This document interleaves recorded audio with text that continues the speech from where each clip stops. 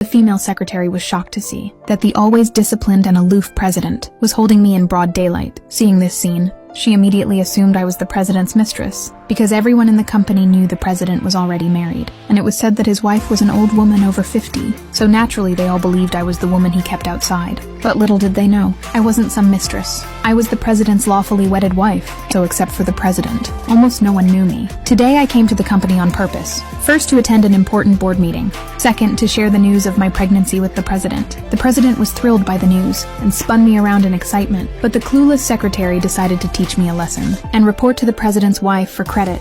So when the president left for the meeting room, she came straight to me and, in the name of being the president's secretary, ordered the security guards to grab my hands, then slapped me hard across the face. Stunned by the hit, I quickly revealed my identity as chairwoman, but to my shock no one believed me. Instead, I was beaten by other employees, just because they had worked at the company for 5 years and never seen the real face of the chairwoman. They only knew she was a powerful woman, in her 50s. And I looked to be only around 30. Plus, the scheming secretary kept insisting that she was the chairwoman's planted eye in the company, and claimed I was the president's mistress. That's why those brainless employees didn't believe I was the chairwoman. Not only that, they hurled insults at me, not realizing the secretary was just using them as pawns, pretending to punish a mistress on behalf of the chairwoman, when in fact, she was just jealous of the president's affection for me. She had always secretly loved the president, and every time a new woman got close, she would set them up. This time, to completely ruin me, she ordered the guards to drag me into the boardroom, and in front of all the shareholders, declared I was the president's mistress. Upon hearing this, the shareholders rushed over, because the company's success was thanks to the chairwoman's leadership.